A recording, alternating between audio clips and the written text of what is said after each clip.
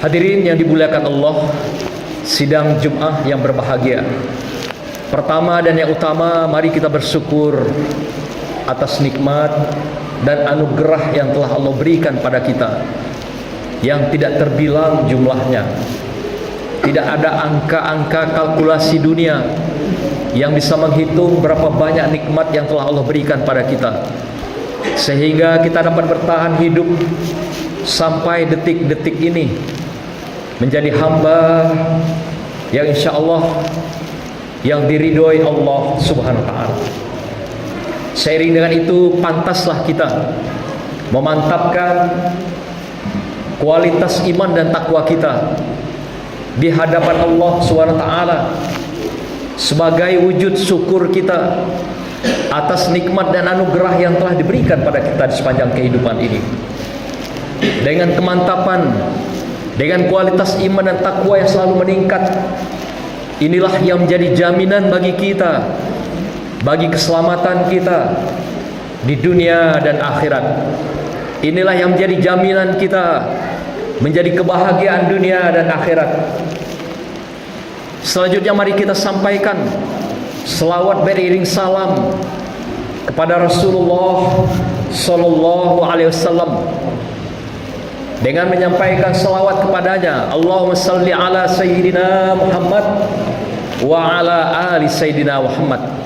InsyaAllah kita akan mendapatkan sepaatnya kelak di yaumil akhir, yaumil hisab, yaumil qiyamah, di mana tidak ada pertolongan seorang makhluk pun kecuali pertolongan Allah dan Rasulullah sallallahu alaihi wasallam melalui syafaatnya.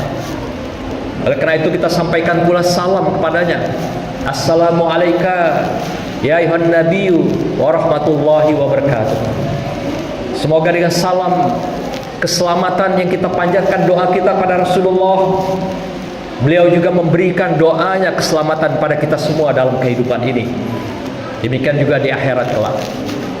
Hadirin berbahagia, izinkan kami pada kesempatan berbahagia ini sebagai khatib di mimbar yang terhormat ini menyampaikan sebuah judul khutbah yang singkat, yaitu kecintaan dan kerinduan Rasulullah Sallallahu Alaihi Wasallam.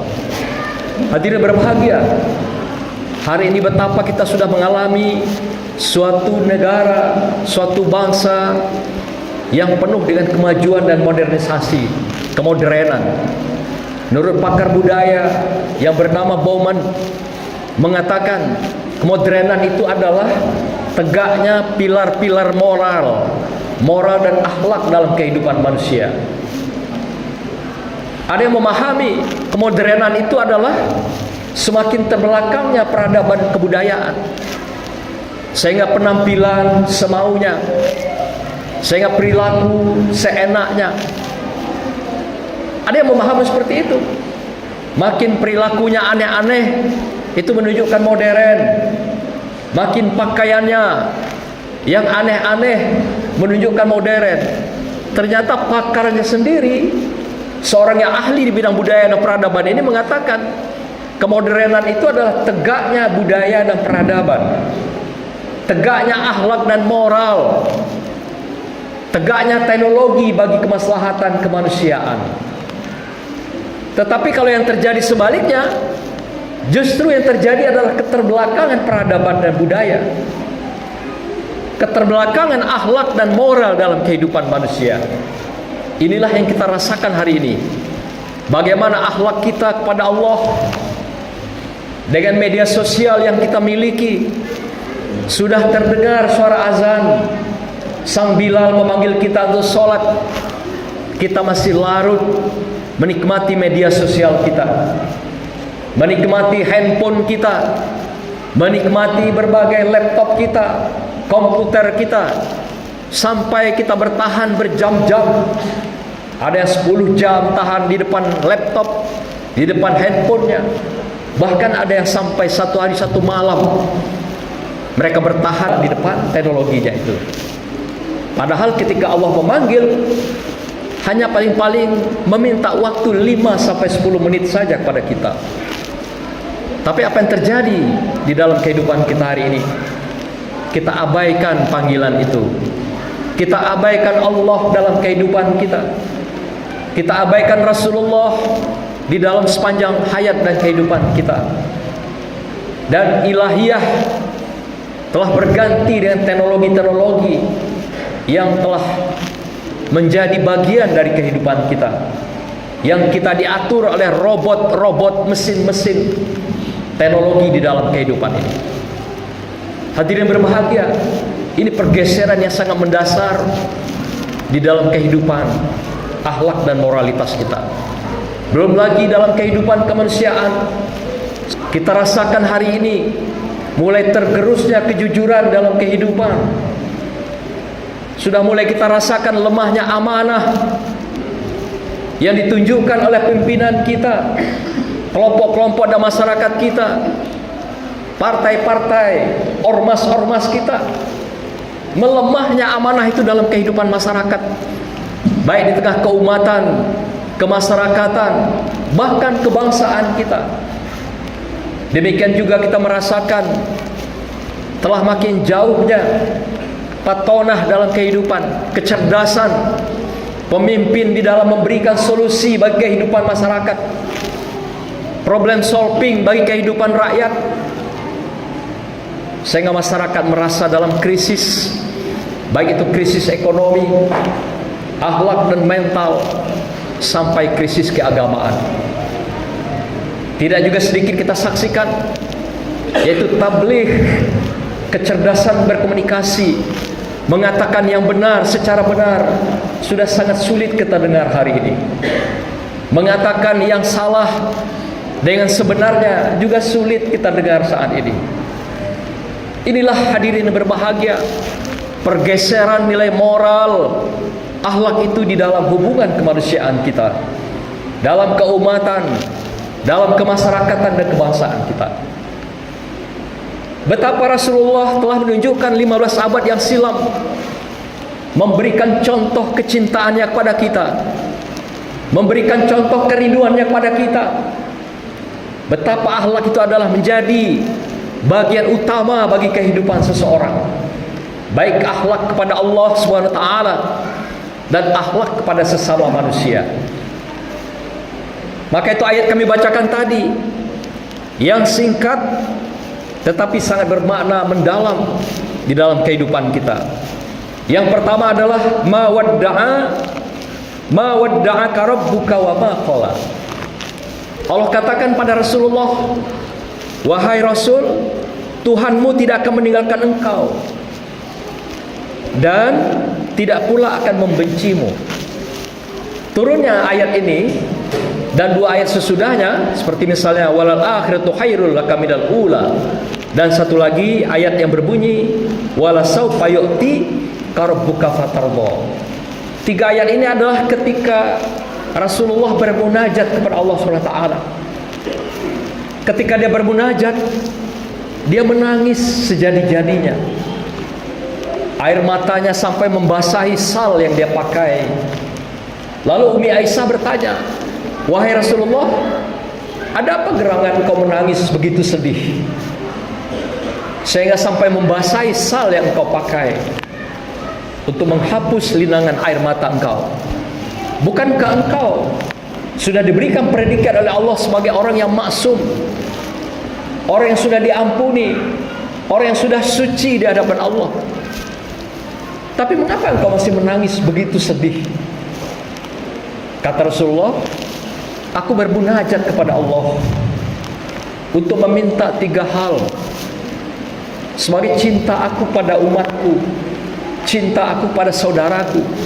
Jadi kita ini dianggap oleh Rasulullah selain umatnya, tapi juga saudaranya. Maka itu sampai sahabat protes, wahai Rasulullah, apakah kami ini bukan saudaramu? Oh bukan, engkau adalah sahabatku. Saudaraku adalah mereka-mereka yang mencintai dan beriman padaku, tapi tidak pernah bertemu dan berjumpa denganku. Itulah saudara-saudaraku, kata Rasulullah. Itulah umatku. Kalian semuanya adalah sahabat-sahabatku yang hidup semasaku, berjuang bersama aku. Tapi saudara-saudaraku, dia tidak pernah bertemu dengan aku. Maka aku rindukan mereka, kata Rasulullah. Rasulullah rindu dengan kita sebagai umatnya, sebagai saudaranya. Maka itu Umi Aisyah bertanya, apakah doa engkau ya Rasulullah, sampai engkau begitu sedih menyampaikan munajatmu itu kepada Allah SWT? Rasulullah mengatakan, yang pertama aku berdoa agar semua umatku, saudaraku kelak semuanya masuk surganya Allah. Ini permintaan Rasulullah yang pertama. Rasulullah tidak rela dan tidak ikhlas kalau satu ketika nanti ada umat yang masuk neraka. Sungguh luar biasa kecintaan Rasulullah pada kita semua. Sehingga beliau katakan pada Allah, wallahi inni la ardo wahid ummati finnar. Ya Allah, demi Allah, aku tidak ridho, aku tidak ikhlas sekiranya umatku ada satu orang pun yang masuk neraka. Subhanallah. Inilah doa Rasulullah yang pertama yang dipanjatkan kepada Allah sebagai cintanya dan kerinduannya kepada kita. Yang kedua, Rasulullah bermunajat pada Allah, duhai Rabb, aku minta aku akan menjadi wakil dari semua umatku, saudara-saudaraku, karena aku sangsi kalau nanti dia tidak bisa menjawab, menjelaskan semua perjalanan hidupnya di dunia, izinkan aku ya Allah menjadi wakil dari umatku dan saudara-saudaraku semuanya. Subhanallah. Lagi-lagi Rasulullah menyatakan dirinya berkorban untuk kita semua dan memasang dirinya menjadi saksi dan wakil atas kita semua nanti dihisab di hadapan Allah Subhanahu wa taala.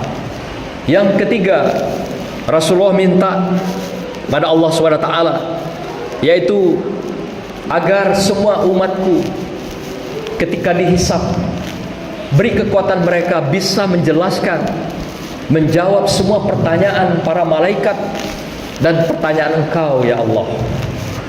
Aku tidak mau melihat umatku nanti malu dengan umat-umat yang lain tatkala Engkau tanya mereka, tapi mereka tidak bisa menjelaskan dengan tegas tentang apa yang sudah mereka lakukan. Lagi-lagi Rasulullah menyatakan dirinya pasang badan untuk kita semua. Hadirin berbahagia, inilah seorang Rasul, panutan kita, uswatun hasanah. Laqad kana lakum fi Rasulillahi uswatun hasanah. Model yang tidak diragukan. La raiba fi. Tidak ada keraguan dengan Al-Qur'an. Tidak ada keraguan dengan Rasulullah. Satu-satunya kitab yang menyatakan dirinya dan dinyatakan oleh Allah la raiba fi, hanya Al-Qur'an. Tidak ada ideologi di dunia ini menyatakan diri seperti Al-Quran ini. Tidak ada satu teori pun di muka bumi ini yang menyatakan dirinya tidak ada keraguan, tidak ada kesalahan di dalamnya, kecuali hanya Al-Quran.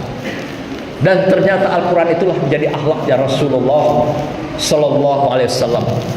Maka itu Allah katakan akhlak Rasulullah itu, wa innaka la'ala khuluqin azim. Sesungguhnya akhlak Rasulullah itu, Muhammad itu adalah sangat agung. Yang mengatakan Allah, yaitu Tuhan yang maha agung, mengatakan akhlak Rasulnya adalah maha agung. Kenapa demikian? Karena akhlaknya Rasulullah adalah Al-Quran itu sendiri. Sehingga tidak ada duanya, tidak ada yang bisa mempersamainya. Karena akhlak itu dari Allah Subhanahu wa taala, dan itulah yang dilakoni oleh Rasulullah di sepanjang kehidupannya. Maka itu Rasulullah selalu berkata dan berbuat dalam kehidupan, wa ma yantiqu 'anil hawa in huwa illa wahyu yuha. Kalau dia berbicara dan berbuat, tidak ada wahyu itu yang berdasarkan hawa nafsunya. Tidak ada bicara dan perilaku yang berdasarkan hawa nafsunya. Tapi in huwa illa wahyu yuha. Kecuali yang dia ucapkan, yang dia tunjukkan dalam perbuatan adalah berdasarkan wahyu kalamullah Subhanahu wa taala yang ditunjukkan dalam kehidupan Rasulullah Sallallahu Alaihi Wasallam. Hadirin berbahagia, dengan ayat yang singkat tadi salah satu yang dikabulkan Allah secara langsung, di mana permintaan yang langsung dan dikabulkan langsung oleh Allah SWT, karena beliau adalah Habibullah, kekasih Allah.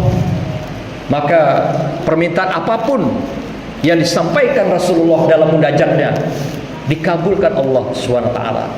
Maka itu salah satu ayat, yaitu ayat yang kelima tadi berbunyi wala saufa yu'ti rabbuka fatarda, di mana dikatakan dan sungguh kelak Tuhanmu pasti memberikan karunia-Nya kepadamu Muhammad sehingga engkau menjadi puas. Dan Allah dengan turunnya ayat ini menerima semua doa Rasulullah dan didengar oleh Allah SWT 3 doa yang dipanjatkan untuk kita semuanya. Semoga dengan doa yang telah beliau panjatkan, kita makin dekat dengan Allah SWT dan makin jauh dari kehidupan-kehidupan kemungkaran, kezaliman dalam kehidupan. Mari kita kembali ke Al-Quran sebagai akhlak Rasulullah. Mari kita bertahan dalam hidup dengan Islam secara kafah sampai akhir hayat berpisah dengan kita. Semoga Allah ridhoi dan ampuni kita semua di sepanjang hayat dan kehidupan ini. Hadirin berbahagia, demikianlah khutbah singkat ini. Semoga Allah kucurkan selalu nikmatnya, anugerahnya di sepanjang hayat sampai kita menemui ajal kematian, insyaallah dengan husnul khotimah.